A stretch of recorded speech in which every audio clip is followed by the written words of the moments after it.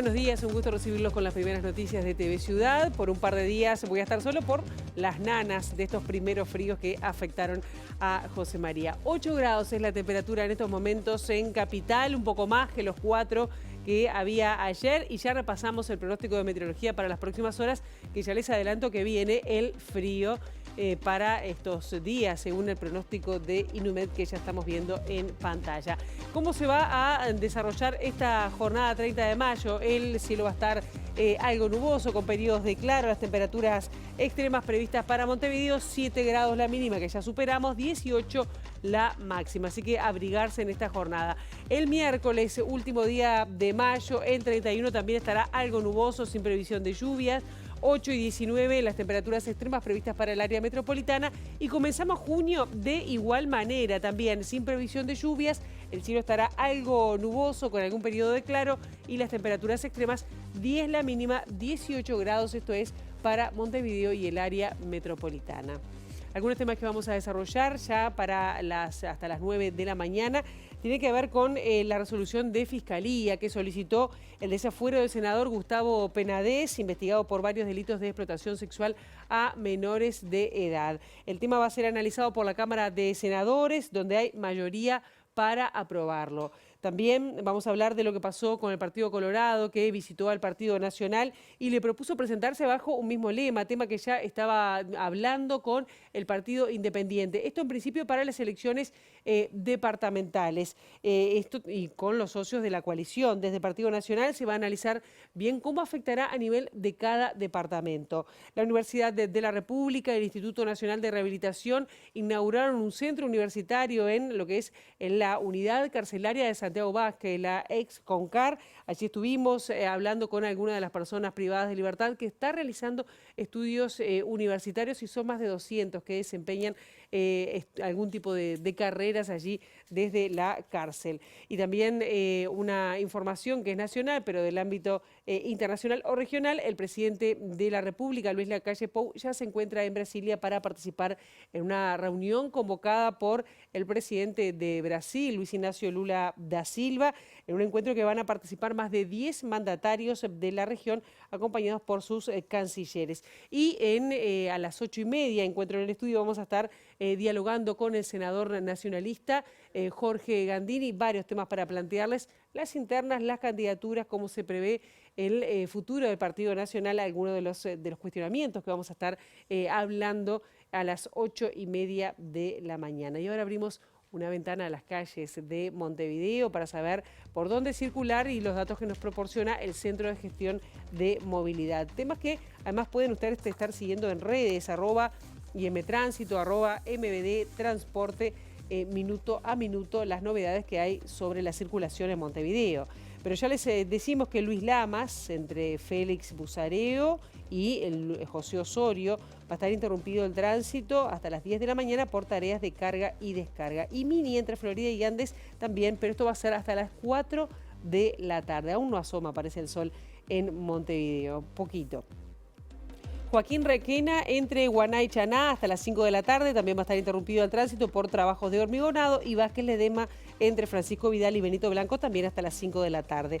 Dos más, Gregorio Suárez entre Coronel Mora y José Yauri hasta las 20 horas. Y Washington entre Maciel y Colón, allí en Ciudad Vieja, va a estar cortado el tránsito hasta el 30, es decir, hasta mañana, inclusive por trabajos de saneamiento.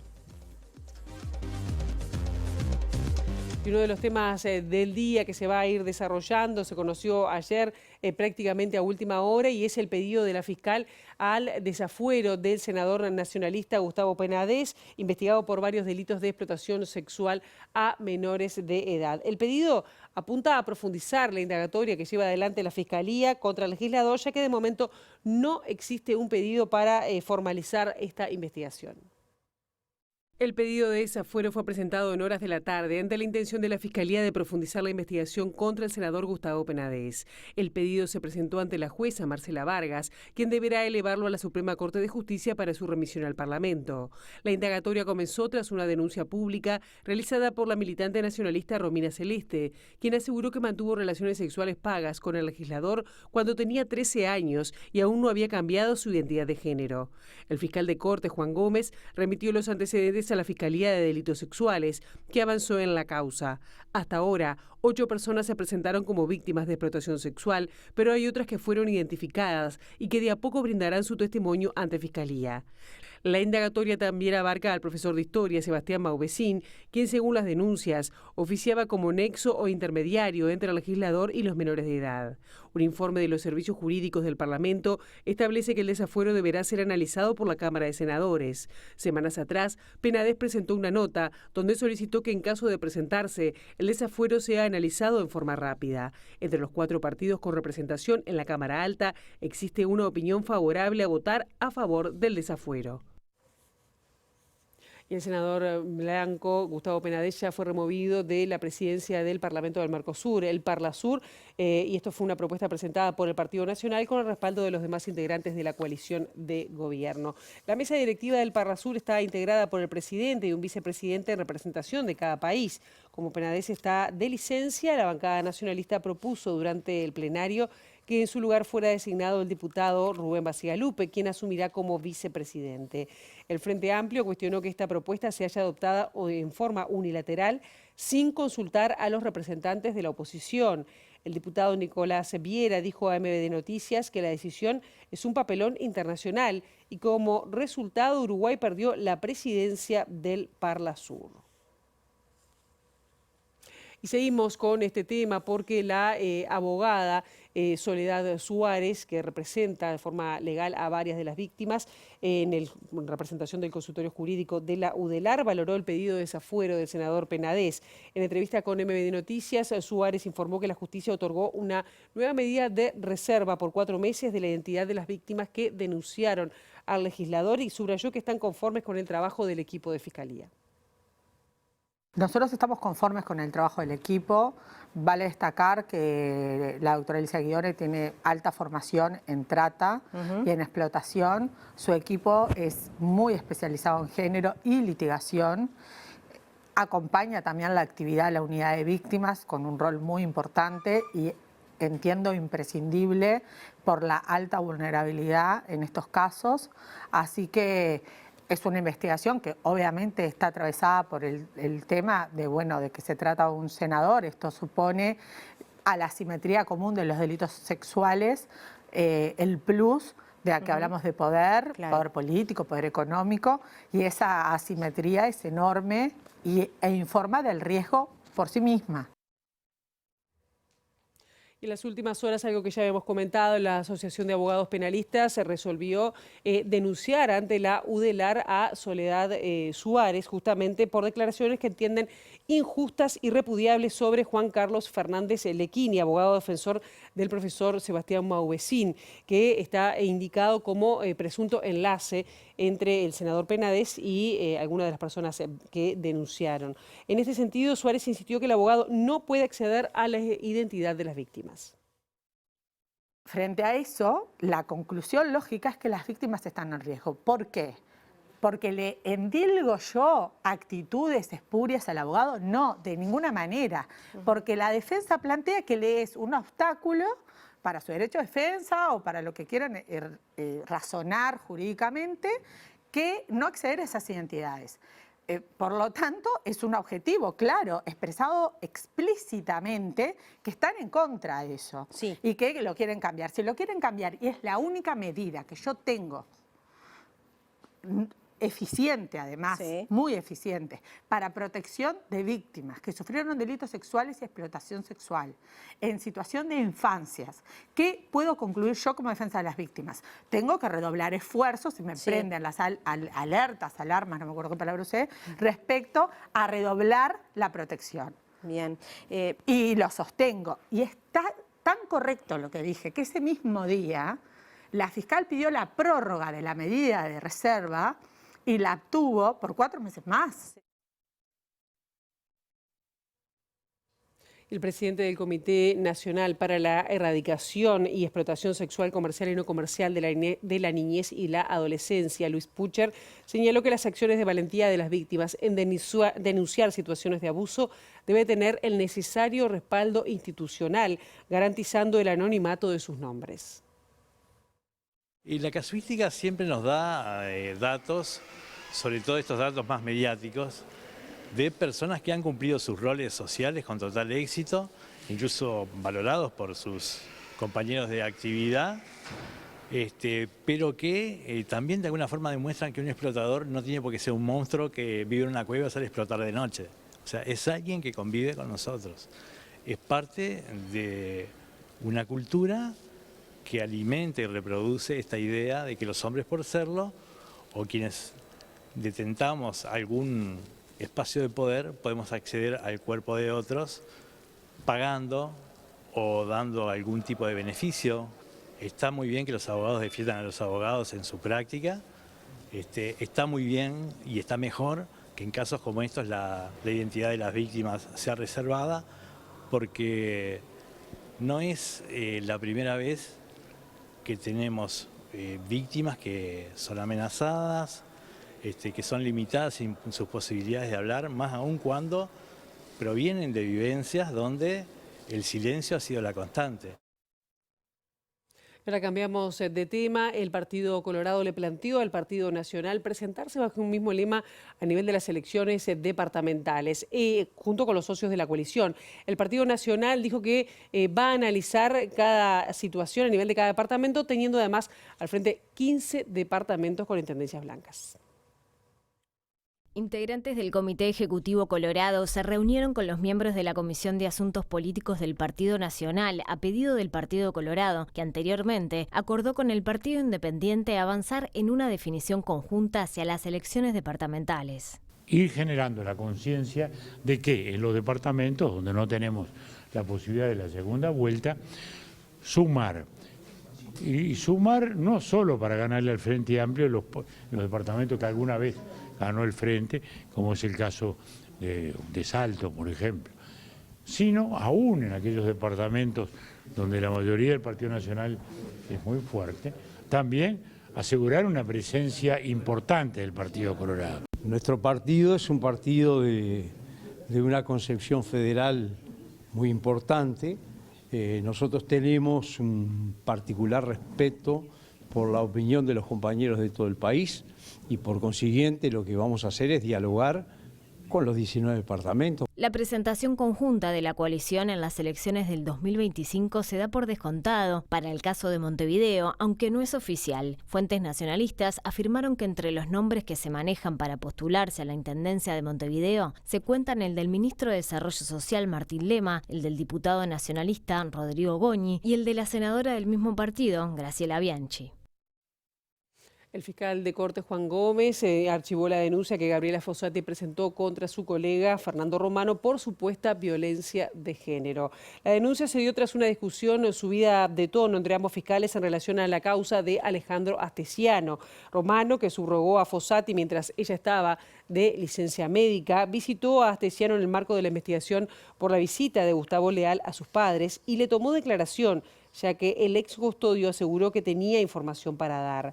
Según la resolución a la que accedió MBD Noticias, si bien puede sostenerse que tal vez las formas de la discusión no fueron las adecuadas en cuanto al tono de voz, el suceso debe interpretarse en un contexto no de manera aislada, del cual surge que el origen de la discusión, así como el intercambio propiamente dicho, tiene que ver con una investigación penal en la cual participaron la doctora Fossati y el doctor Romano, y sobre la que evidentemente se generaron desavenencias y disparidad de criterios. Y vamos a otros temas y tiene que ver con la educación, concretamente con lo que pasó en las escuelas en la tarde de ayer, en la jornada de ayer. El presidente del CODICEN, Robert Silva, lamentó el paro que estuvo realizando por 24 horas este lunes las maestras y maestros de Montevideo tras el fallecimiento de una docente el pasado jueves. El jerarca desmintió afirmaciones del gremio, destacó que la medida sindical afectó a 120 escuelas en sus servicios de clase y de comedor. Lo primero es nuestra solidaridad y saludo, como lo dijimos, a la familia de la maestra fallecida. Y lo dije porque lo siento. Quienes hemos padecido tempranamente el fallecimiento de una madre o de un hijo, sabemos de qué se trata. Entonces, nuestra solidaridad. Lo que lamentamos profundamente es que ante este hecho triste, el sindicato haya decretado un paro, injustificado a nuestro criterio. Porque muchas de las cosas que se dijeron son mentiras. No es cierto que la maestra falleció en la escuela. No es cierto que hubo pedido el día jueves para suspender las clases y no se hizo lugar. No es cierto tampoco que no hubo acompañamiento. No es cierto que hoy iban a ir recién al mediodía los psicólogos a trabajar con la comunidad. No son ciertas una cantidad de cosas. Entonces es muy lamentable que ante esta triste situación se deje de rehén a miles de jóvenes, de niños y de niñas de Montevideo. Tenemos 120, en el entorno de 120 escuelas afectadas en sus servicios de comedor y en su servicio de clase. Sin embargo, desde ADEMU Montevideo se indicó que el paro de 24 horas de este lunes fue en respuesta a la falta de sensibilidad de las autoridades ante la situación ocurrida en la escuela número 4. Según Alfonso Larraya, secretario general del Gremio de Magisterio de Montevideo, las autoridades no supieron actuar en consecuencia a la gravedad del hecho que se vivió en esta escuela. Es el siguiente, si hubiese habido sensibilidad de la autoridad al reclamo que hacíamos nosotros, no hubiésemos tenido una medida de paralización. Nosotros creemos que fuimos empujados a hacer eso porque un pedido muy sensato, muy claro, que era este tipo de trabajo, para que la población lo sepa, las compañeras se fueron el jueves de la escuela y no hubo ningún espacio institucional en la escuela de planificación, de búsqueda de posibles canales o estrategias para abordar la situación. Entonces las compañeras reclamaban, lógicamente, ese espacio. El problema aquí fue que la autoridad no supo actuar en consecuencia a la gravedad del hecho que estaban solicitando la compañera y no tuvieron la sensatez de tomar la decisión de que hoy fue una instancia de reflexión. Lo que sacamos de positivo el día de hoy es que a partir de la bipartita que se dio hoy a la hora 3 en el edificio Varela, logramos llegar a algunos acuerdos que nos parecen que son un camino a recorrer, que es ante estas situaciones de contingencia, de emergencia que surjan y demás, que existan los canales de coordinación y comunicación para que todos los involucrados en estas situaciones tengan un lugar donde expresar las posibles vías de solución de los problemas que se generen. El paro tiene el objetivo de denuncia de la situación vivida por la escuela número 4 y de otra vez del avasallamiento a decisiones que en tiempo y forma los sindicatos plantean a la autoridad con vista a solucionar un problema que debe de solucionar la autoridad. El presidente de la República, Luis Lacalle Pou, se encuentra en Brasilia para participar de una reunión de presidentes convocada por el mandatario brasileño Luis Inácio Lula da Silva. La reunión, que contará con la participación de los respectivos cancilleres, procura reanudar el diálogo entre los países sudamericanos para profundizar la integración regional y promover la cooperación en temas como defensa, salud e infraestructura. Sabemos que hay diferencias de visión e ideológicas entre los países, pero el presidente Lula da Silva quiere reactivar este diálogo con los demás países basándose en denominadores comunes, expresó un vocero de Itamaraty. El punto más discutido y sobre el que no hay consenso es la reactivación de la Unión de Naciones Sudamericanas, la UNASUR, en el ámbito del que Uruguay se retiró tras la asunción de Lacalle Pou, en línea con la actitud asumida por otros países con gobierno de derecha. La cumbre tiene confirmada la presencia de los jefes de Estado de Argentina, Bolivia, Chile, Colombia, Ecuador, Guyana, Paraguay, Surinam, Uruguay y Venezuela, cuyo presidente, Nicolás Maduro, arribó en la tarde del lunes a Brasilia. En el caso de Perú concurrirá el presidente del Consejo de Ministros, Alberto Otarola.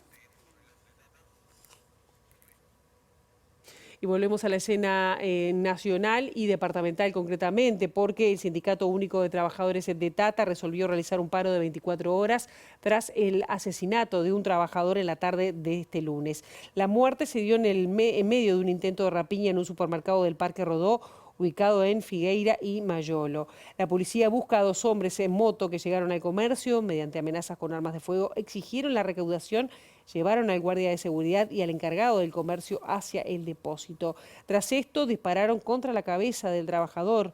un hombre de 56 años con más de 20 años en la empresa. Los trabajadores se declararon en asamblea permanente. Ahí vemos la convocatoria al paro. Ya les habíamos dicho que el Partido Comunista resolvió apoyar la precandidatura de la intendenta de Montevideo, Carolina Cose, de cara a las elecciones de 2024. La intendenta Carolina Cose dijo que le honra que el Partido Comunista haya justamente manifestado apoyo a su precandidatura. De todas formas, sostuvo que este no es momento de hacer campaña, es momento de hacer política. Como con todos los que me han ido expresando su solicitud, su apoyo y demás, vamos a seguir el mismo camino. Por un lado, quiero decir, me honra que el Partido Comunista me lo haya solicitado. Es un partido fundador del Frente Amplio con más de 100 años, digamos, no es poca cosa. Y yo todas estas propuestas las tengo que tomar con mucha seriedad. Con todos los compañeros que me han ido proponiendo esto, me voy a ir reuniendo. Creo que tengo esta semana ya algunas reuniones para hablar de contenidos, de énfasis. Y bueno, cuando tengamos eso bien conversado y con seriedad, me expresaré con claridad. No creo que ahora sea el momento de hacer campaña, creo que es el momento de hacer política, que es lo que estoy haciendo. Pero me voy a expresar con más claridad y con más profundidad, porque creo que esto me lo tengo que tomar muy en serio, es una cosa seria, y con los compañeros me voy reuniendo. Creo que Casagrande me reúno esta semana y con varios más en el correo de las semanas que vienen, y también me voy a reunir con el Partido Comunista. Y seguimos en temas de precandidaturas, pero en otras tiendas políticas, porque el diputado del Partido Nacional, Álvaro Dastugue, confirmó a MB Noticias que apoyará la precandidatura a la presidencia de Álvaro Delgado. El diputado nacionalista Álvaro Dastugue lanzó el año pasado su sector a nivel nacional, Plan País. Dastugue confirmó que su agrupación apoyará al secretario de la presidencia Álvaro Delgado en las próximas elecciones y que se encuentran conversaciones con otros sectores y dirigentes para confluir en una corriente que apoye a esa candidatura, entre ellos con el diputado Pablo Viana. Dastugue, integrante de la Iglesia Evangélica Misión Vida, apoyó en las elecciones pasadas a Juan Sartori y luego se alejó del sartorismo. Delgado no oficializó su postulación, pero lidera en la interna blanca según las encuestas de intención de voto. Tiene el apoyo de varios intendentes nacionalistas y de su sector Aire Fresco. Otros dirigentes, como el exdirector de Secretaría del Ministerio del Interior, Luis Calabria, también anunció que acompañará la precandidatura del secretario de la presidencia. Quedó inaugurado el Centro Universitario número 4 en la unidad penitenciaria ex Concar, allí en Santiago Vázquez. Hay más de 200 estudiantes universitarios en las cárceles, por lo que la Universidad de la República y el Instituto Nacional de Rehabilitación, INR, acordaron intentar darle infraestructura y herramientas para continuar en ese camino. Para nosotros es un trabajo, yo diría, muy importante, un trabajo que lo estamos haciendo más con recursos contingentes, no tenemos recursos permanentes al respecto, pero que para que tengamos una idea de magnitud, este año tenemos más de 200 estudiantes en el circuito de establecimiento que integran el circuito universitario. También tenemos en el interior, por ejemplo en Salto tenemos una experiencia interesante también en esta materia. Estamos hablando de 200 estudiantes que comienzan su formación en este contexto y muchas veces, una vez que egresan de la cárcel, logran insertarse en la vida universitaria como un estudiante más y culminar su formación. Ya tenemos egresados que hicieron su trayectoria parcial o totalmente en contexto de encierro. Entendemos que la Universidad de la República tiene que generar oportunidades de formación a todos y a todas los integrantes de la sociedad uruguaya, independientemente del contexto que estén atravesando, y vaya así el contexto de privación de libertad es un contexto particularmente dramático y es particularmente relevante darles oportunidades de formación a estos estudiantes. Como psicóloga tengo que decirles que estoy orgullosa de que la UDELAR sea mi casa de estudio, y como funcionaria del INR estoy sumamente orgullosa de decir que más de 200 personas privadas de libertad también pueden decir que la UDELAR es su casa de estudio. Y que a ellos, a estos muchachos, que varios de ellos hoy se encuentran acá, llega una educación de calidad como cualquier otro estudiante que se encuentra en el medio libre. Salinas adelantó que se creará un centro permanente de estudios en la cárcel de Punta de Rieles y se proyecta un espacio de la UDELAR en la cárcel de Libertad, la de máxima seguridad del país, y afirmó que en varios centros se destinarán alojamientos para los estudiantes universitarios. Michael Medina, estudiante universitario, también privado de libertad, destacó lo que significa esta inauguración. Tenemos que agradecer a los estudiantes. Hoy vengo desde ese rol y a ese rol también tengo que ponerlo sobre la mesa, que son quienes continuamente están como empujando contra a veces dificultades institucionales o dificultades de lo que significa la vida en contexto de encierro. O sea, hoy es un día histórico. O sea, hoy es un momento donde, como decía, donde se juntan, donde se ponen de acuerdo las instituciones, pero las instituciones las hacen personas. Entonces, que hoy estemos todos acá juntos, o sea, que estemos pensando, o sea, proyectando cómo seguir desarrollando y construyendo la educación en cárceles como una garantía de derecho, no sé para ustedes, pero para mí es un montón. Así que nada, muchas gracias y más que nada gracias a los grises que le han metido un montón y lo van a seguir haciendo.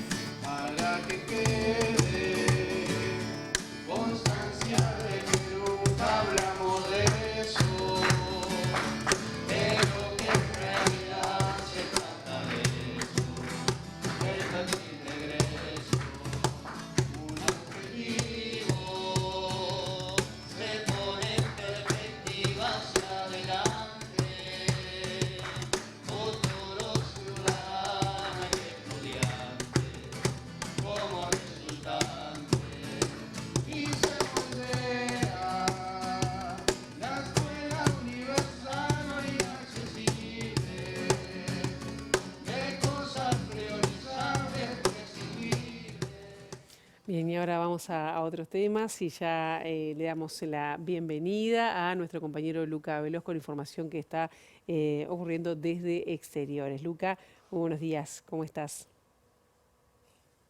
Muy buenos días, Pilar, saludo para ti, para todos allí en el estudio.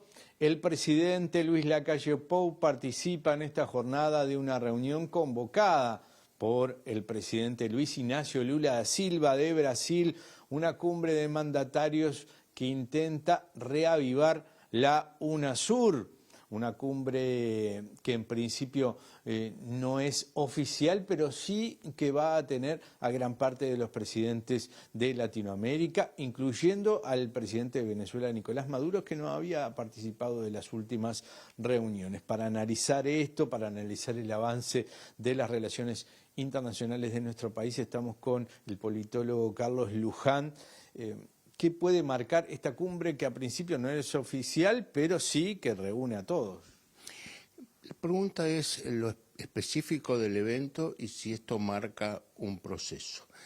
Para Uruguay, la posibilidad de sumarse a este esfuerzo de varios presidentes latinoamericanos liderados por Lula significaría varias cosas. En primer lugar, aceptar de que cambiaron las condiciones por las cuales Uruguay se fue de UNASUR, en términos de una alianza ideológica. No parecería ser que en la narrativa gubernamental esto esté apareciendo. En segundo, una iniciativa como la de Brasil sudamericana, entre otras cosas, deja fuera el resto de Latinoamérica, México en particular. Uruguay quiere concentrar en América Latina y salirse de una mirada latinoamericanista. Es una buena pregunta no solo para el gobierno, sino también para la oposición. Y en tercer lugar, los vínculos con Estados Unidos en una mirada como la que tiene la coalición de gobierno panamericanista. A partir de esto, ¿cómo puede quedar el Mercosur, además, en medio de esta negociación? Las alianzas siempre son comerciales y políticas, ¿no? Exactamente, y con un componente institucional más allá de las afinidades políticas que es relevante. O sea, la señal de no sumarse a la UNASUR, que es una convergencia en términos políticos, como tú dices, va en la dirección también de una mirada más aperturista y menos integracionista hacia la región. Bueno, eso nos puede generar diferencias con Brasil, que no es menor, diferencias con Argentina, una Argentina a su vez con una incertidumbre enorme sobre cuál es el futuro. Y luego me parece que hay una cosa muy interesante y es los aliados en términos de afinidades ideológicas en la región del Uruguay están en un muy mal momento. La situación, la muerte cruzada en Ecuador o la situación en Perú o incluso, conversábamos antes contigo, el tema de Paraguay, donde podríamos sentir que hay en términos de miradas del mundo cosas muy similares, pero Uruguay hace punta en términos de un tratado de libre comercio con China y Paraguay reconoce a Taiwán. O sea, nada más lejano que Uruguay y Paraguay en esa dimensión, estando muy cerca en muchas otras. Y es parte del Mercosur. Ayer el presidente electo de Paraguay se reunió con el presidente de la calle Pou, González y Reyes, con declaraciones ambiguas a la salida, ¿no? Por supuesto, porque hay que reconocer, como ya lo hizo Uruguay en el 88, que China es un actor de primerísima magnitud en el mundo. Yo creo que la gran pregunta es si las negociaciones que ha iniciado Uruguay con China se pueden sumar, pueden converger con las intenciones de el bloque del Mercosur o incluso de las relaciones de Sudamérica o Latinoamérica con China. Esperemos que sea así. Pero quisiera no dejar de decirte que un vínculo con la UNASUR debería ser parte de un acuerdo partidario más allá del gobierno, para que el estar o no estar no sea parte de una discusión política interna con costos aquí. Deberíamos pensar al país, ¿nos sirve o no nos sirve estar en procesos de integración regional? Si creemos que el mundo es multipolar, creo que la respuesta es que sí. Si creemos quizás de que el mundo se dirime en términos de Estados Unidos y China, bueno, tenemos un mundo distinto con otras tensiones y para el gobierno en particular el vínculo con China simultáneamente con Estados Unidos no es algo fácil de llevar adelante. No hay mucha expectativa entonces en el discurso de hoy del presidente en medio de esta cumbre. Yo creo que va a continuar con lo que ha planteado. Creo que el punto es el grado de resquicios, de umbrales abiertos que pueda dejar hacia el futuro, quizás en acuerdos que hasta puedan no tener el mismo nombre de UNASUR, pero que signifiquen una unión, que yo creo que debería ser latinoamericana y no solo sudamericana, pero eso es una opinión de la mirada de cuánto es que podemos tener de peso en el mundo. Muchísimas gracias al politólogo entonces por este análisis de lo que puede pasar hoy en Brasilia. Gracias, Luca. Bueno, seguiremos profundizando y a ver qué surge de este encuentro o retiro, así le llamaron algunos, de 10 presidentes en Brasilia. Ahora hacemos una brevísima pausa. A la vuelta de la misma vamos a estar recibiendo al senador nacionalista Jorge Gandini para hablar sobre cómo se para el Partido Nacional de cara a las elecciones de 2024 y también a la interna, cuál es el lugar que tiene el wilsonismo en estas mismas elecciones. Ya venimos.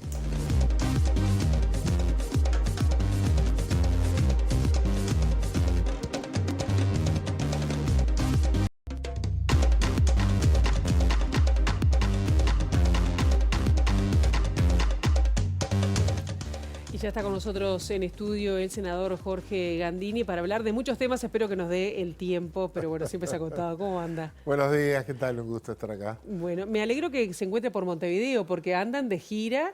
Mucho. Recorriendo el interior, ¿no? De cara a lo que va a ser, o preparándose para lo que pueden ser las definiciones de cara a la interna, en primer lugar, ¿no? Mira, yo recorro bastante. Te diría que hice 2 campañas electorales con la LUC, recorrí muchísimo. Y habitualmente lo hago porque nuestros compañeros del interior requieren información y además hay que escuchar, hay que visitar. Ahora le estamos agregando desde Por la Patria una consulta a todas las agrupaciones, que tenemos varias en cada departamento, sobre cuál es el camino que Por la Patria tiene que seguir de caras a las próximas elecciones internas, donde el partido viene organizando sus candidaturas muy apegadas o desprendidas del sector mayoritario del partido, es decir, del herrerismo. Y lo otro en el partido, que tuvo una importante participación en la elección pasada, No tiene a ninguno de los 3 candidatos que se presentaron en aquel momento, obviamente no tiene a Jorge Larrañaga, a quien nosotros apoyamos en su momento, y como que nos parece importantísimo, digamos, representar ese espacio político electoral del partido. Pero también es verdad que quedamos medio solos en ese lugar, así que hay que tomar alguna decisión. Digamos, hay un polo claramente definido con 2 candidatos que ahora vamos a estar hablando, pero digo, ¿qué respuestas han recibido del interior o que vienen recibiendo? Porque, bueno, eso, el wilsonismo por ahora está medio, digamos... Sin liderazgo, sin candidato. Sin liderazgos, la muerte de Larrañaga. Yo lo que veo es eso, es que hay wilsonismo y que hay un partido que nos pide otras opciones para votar cómodos y para militar entusiasmados, pero que no tiene allí una figura o un sector que los represente claramente. Hicimos esfuerzos durante este tiempo para recomponer ese espacio y no tuvimos éxito. Varios de los compañeros que eventualmente podrían estar allí han optado legítimamente por acompañar a las otras cosas. Los intendentes, ¿no? Los intendentes que no tienen eran un varios grupo, de los intendentes. Sí, pero no tienen un grupo como tal. Pero apoyaron o varios de ellos, un acuerdo con la lista 40 que... 2, ¿verdad? 2. El partido tiene 15 intendentes. Ahí hay 2 o 3 que acompañan la fórmula o la candidatura herrerista de Laura Raffo. La FLUF de Río Negro nos acompaña a nosotros. Hay varios que acompañan la candidatura de Delgado. Otros que todavía están sin definir. Es decir, no hay una postura común.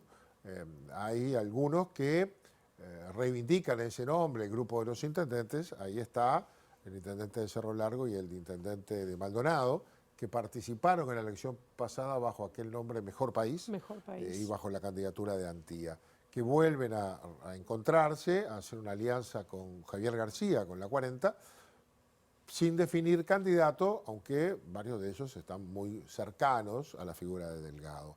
No los vemos recomponiendo un espacio nuevo, novedoso, competitivo dentro del partido. Claro, pero algunos de ellos defendían o postulaban la impronta wilsonista. No, pero wilsonismo hay en todos lados. El asunto es quién va a ocupar ese espacio. ¿Quién va a ocupar ese espacio?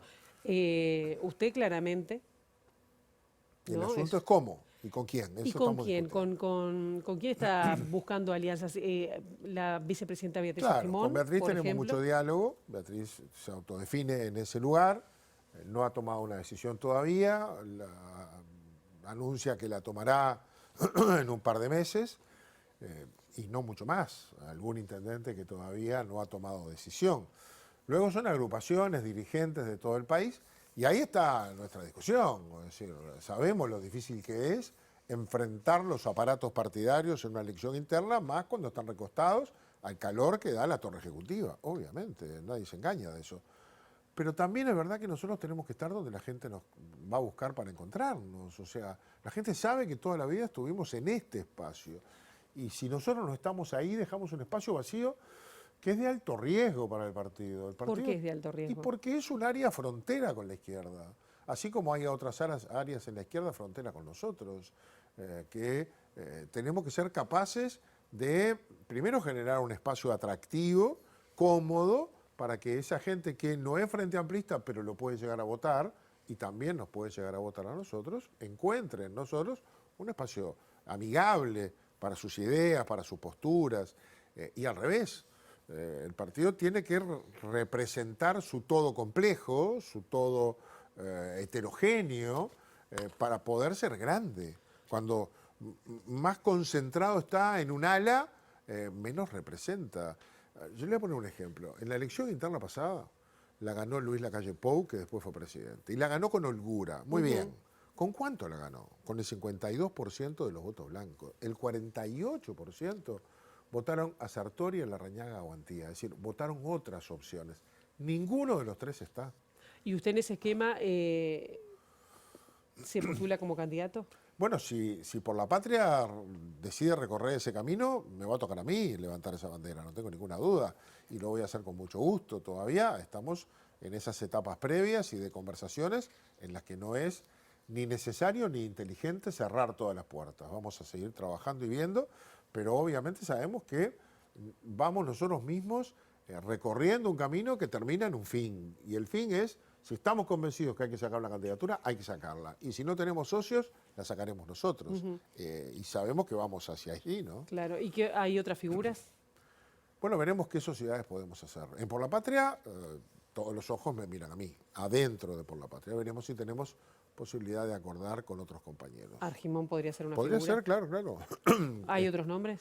Bueno, como le decía, algún intendente que todavía no ha tomado definición y no mucho más, porque nuestros compañeros de Alianza Nacional han resuelto acompañar a Laura Raffo, es decir, han resuelto tomar el camino de seguir una de las dos opciones que proceden del mismo tronco que fue en la elección pasada, todos hacia adelante, que hoy lleva dos candidatos, uno más cercano a la torre ejecutiva, digámoslo, más aire fresco, como es Álvaro Delgado, y Laura Raffo con el respaldo del herrerismo más tradicional, más ortodoxo.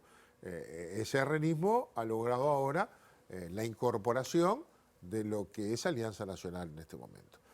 Y nosotros estamos lejos de eso, le voy a decir, ¿no? ¿Y Sartori? Y hay que preguntarle a él. Lo que él nos ha dicho, y lo ¿Ha tenido por allí, conversaciones? sí, cada tanto lo vemos y hablamos con él. Pero él ha dicho que candidato no va a ser. Pero conversaciones concretamente de cara a las... Él ha dicho que candidato a la ¿Y presidencia hay no va a ser, posibilidades pero... de alianzas? A ver, sí las hay. Nosotros no le vamos a cerrar la puerta a nadie y con Juan Sartori, sobre todo con alguna de su gente, además, tenemos diálogo, tenemos buen diálogo.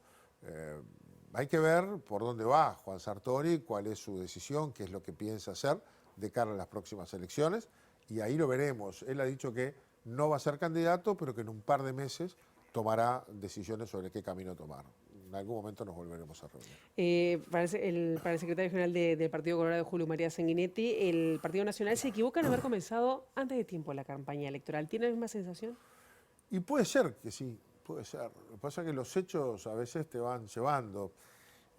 Capaz que la LUC nos adelantó tiempos y la ansiedad también.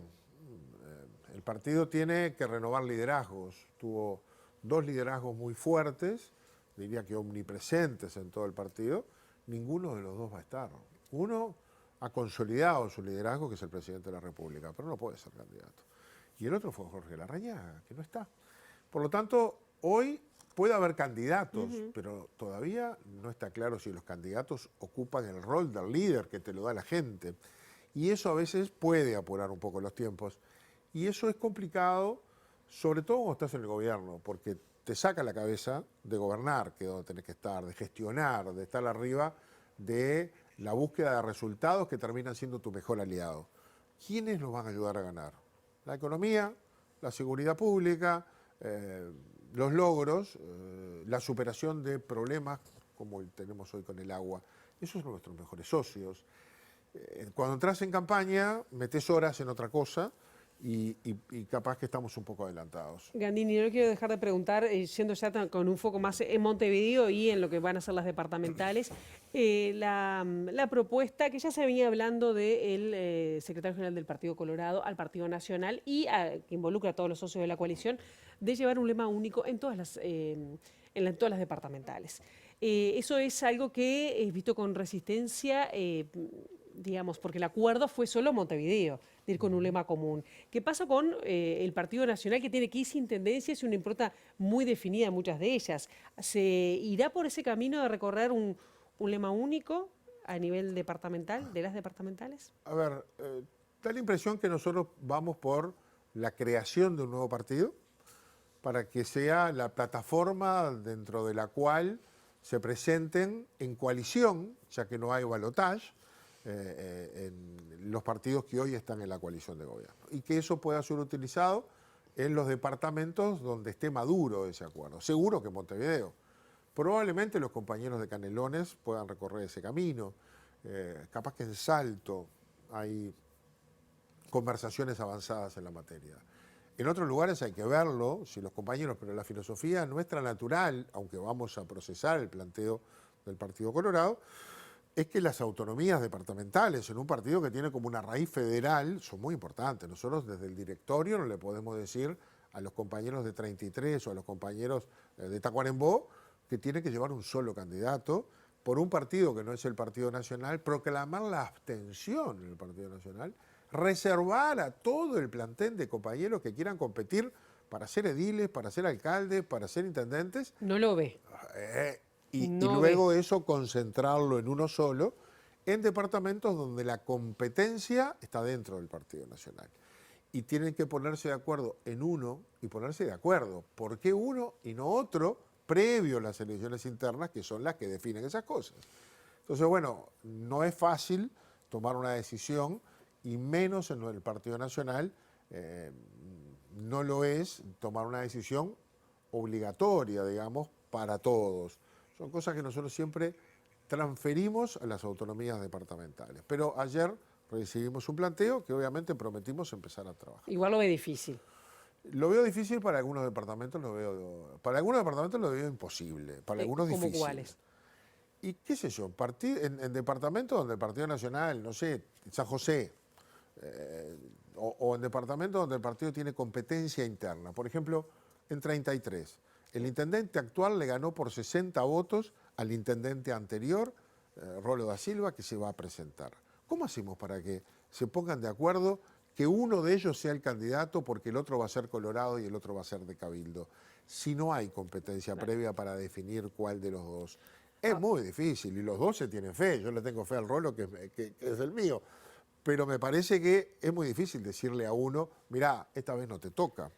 Me vengo a Montevideo. Ustedes ayer realizaron un plenario de la lista 250 para pensar Montevideo y perspectivas, alternativas. ¿Cómo se posiciona la competencia en Montevideo? Rafo, que apostaban todas las fichas, se creó todo un aparato, no está. Ahí la ¿Es remar desde abajo de vuelta? Y sí, es llevar el reloj a cero, empezar otra vez y a destiempo. ¿Eso a favor de la izquierda? A favor de la mayoría de Montevideo, que hace 30 años gana. Y gana porque nosotros no hacemos lo que tenemos que hacer, esa es la verdad. Consistentemente venimos resolviendo nuestros candidatos 3 o 4 meses antes de la elección y después de conocer el resultado de la elección nacional. Después de la elección nacional y en verano. Y ahí nos ponemos a ver qué hacemos. En la última elección fuimos, ya en la anterior habíamos hecho el ejercicio, el experimento del partido de la concertación, nos fue bastante bien, y en esta hicimos el ejercicio de ir todos dentro de un solo lema, el Partido Independiente. Habíamos propuesto ir otra vez, crear un partido, que puede servir para otros departamentos, que tuviera un candidato de cada uno. Eso en Montevideo es más fácil de instrumentar, claro. Hay que instrumentarlo. Y habíamos definido una candidata y todo un proceso de fortalecimiento de esa candidata. Al esa candidata tomar otro camino, ahora tenemos que empezar de vuelta y buscar quién va a ocupar ese papel y para quién empezamos a trabajar. Antes que nos metamos, como decimos nosotros, en el túnel de viento que empezará en septiembre, octubre, que es la elección interna nacional que nos mete a todos ahí y no nos deja pensar en otra cosa. Entonces hay que resolver ahora quién ocupa ese lugar, si podemos ahora, para que además se suba la campaña nacional y aproveche toda la campaña de la interna nacional yendo con todos los candidatos, porque sería una persona de todo el partido. Yo tengo que hacer una última pregunta, ya me están corriendo porque tenemos que terminar el noticiero, pero para sí o para no, ¿votará el desafuero de Penades? Sí, por supuesto. Primero porque lo pidió él. Segundo porque el fuero no es para cualquier cosa, el fuero es para proteger al cuerpo al cual pertenece el legislador, de que no se le extraiga a un parlamentario por cualquier cosa. Y el fuero es para protegerlo de la acción parlamentaria. Y cuando las cosas no tienen nada que ver con la acción parlamentaria, que puede ser un dicho o demás, hay que habilitar a la justicia que investigue. El caso Penades es evidente un caso en el cual nada tiene que ver su condición de parlamentario y por lo tanto, rápidamente, una vez que el juez le pida a la Suprema Corte, no el fiscal, el juez y la Suprema Corte al Parlamento, vamos a rápidamente votar el desafuero. Jorge Andini, gracias. Gracias a ustedes, muy amables, con mucho gusto. Y ahora nosotros seguimos brevemente con lo que está pasando en Brasilia. Ayer el presidente de Venezuela llegó y fue recibido por su par brasileño Lula da Silva. Lula y Maduro comparecieron ante los medios luego de reunirse, oportunidad en la que el mandatario brasileño criticó a los países que reconocieron a Juan Guaidó como presidente encargado de Venezuela y defendió que sean los ciudadanos venezolanos los que elijan a sus gobernantes en una votación libre, construida sobre su propia narrativa de país soberano. El presidente brasileño se mostró favorable a la posibilidad de que Venezuela pueda integrar el foro BRICS, en el que Brasil es miembro junto a Rusia, India, China y Sudáfrica, aunque recalcó que les corresponde a todos los países del bloque discutir la posibilidad de incorporar a nuevos miembros. El presidente venezolano Nicolás Maduro afirmó por su parte que su país está listo para participar en la construcción de una nueva Sudamérica fraterna y solidaria y sostuvo que pedirá a sus pares que exijan a Estados Unidos levantar las sanciones que pesan sobre Venezuela. Maduro expresó su deseo de que el foro BRICS acoja a su país y aseguró que las puertas están abiertas para recibir inversionistas brasileños, al tiempo que acordó con Lula estudiar la posibilidad de retomar la interconexión eléctrica suspendida desde hace más de 4 años. Tanto Lula como Maduro se pronunciaron en favor de retomar en el más breve plazo posible el proceso de integración sudamericano casi interrumpido en los últimos años, y con ese fin el mandatario brasileño ha convocado a los presidentes de los otros 11 países de la región para la cumbre de este martes en Brasilia. Y ya prácticamente corriendo nos vamos. Quedan en compañía de Ciudad Viva, la actualización informativa a las 13:30 y nosotros a las 8 en punto. Mañana los estaremos esperando con las primeras noticias de TV Ciudad. Pasen muy bien.